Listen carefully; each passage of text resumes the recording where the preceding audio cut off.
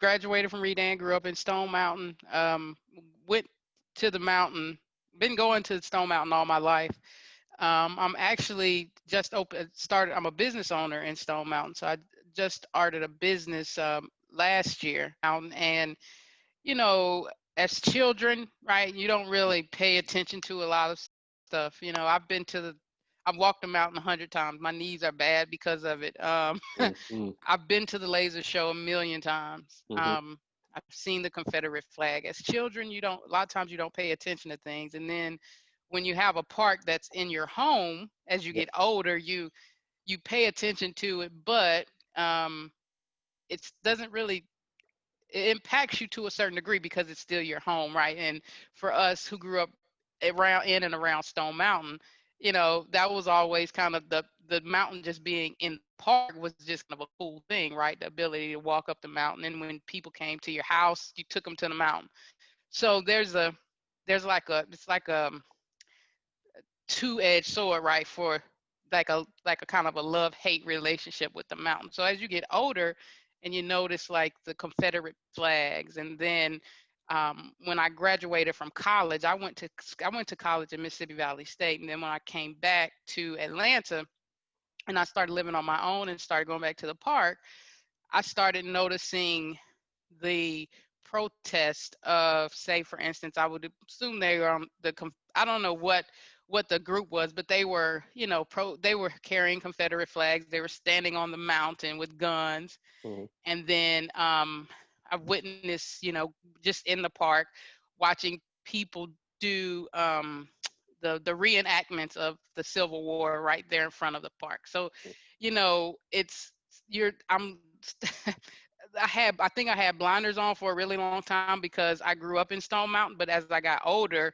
I started paying attention to different parts of the mountain, even to the historic square in the mountain where they're I guess the remake of like a full plantation, where there's the slave quarters and, like, I would assume what you would call like um, the big house or whatever.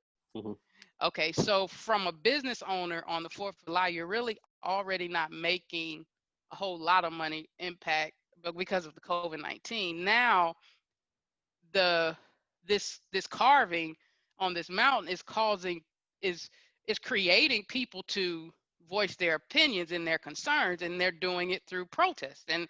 and whatever display that they do it in, right? And so then I was just like, well, we might as well shut down, because if the park's closed, wonder why it just never turned, right? Because it's a pretty cool town for what it's worth. You got this big, great granite mountain in the middle of, Yeah, yeah, a yeah. town in Atlanta, and then you have the neighborhood is cool. The park in and of itself is a nice park, but businesses turn over so frequently. No one can.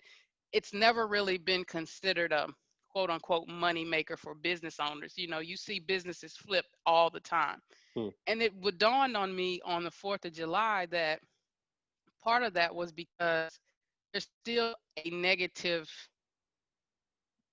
perception about Stone Mountain. And if and another thing, Stone Mountain is making national news, right? Mm-hmm. When we do, especially now, right? Oh, especially. So if I'm a tourist coming from out of town and I see these protesters either side at this park and I want to bring my children here, I may be more hesitant to do that, right? Mm-hmm. So as a business owner, this carving is really causing some tension for us because it could possibly create people to stay away from the mountain. I really think that it's time to rebrand Stone Mountain Park. First, this board is going to have to be able to understand that, right? That regardless of what you think, if whose ever side you're on, it's not really a matter of um, North or South, Confederate or Union. It's about right and wrong. These people wanted to do wrong things to other people, and so just starting with that concept, Mm-hmm. um, I think it's time for the board to know that and reimagine and rebrand the park and the city of Stone Mountain into something that is more united and inclusive of everyone. I have a couple of ideas of what I think what should be on the car on the front of the mountain. The board is representative of the past, Yeah. and I don't know who puts people. I don't know this who put these people on the board, but Hmm. it's very when you not to pass judgment, but Yeah. you can just kind of these are a lot of these people are you can tell they're kind of from a different point in time in life, right? Where Yep. some of them do want to see change, but some of them are still stuck in a mindset that like why do we need to change it, or Mm. or it's going to piss somebody off, excuse me, Yeah. but it's going to make somebody mad.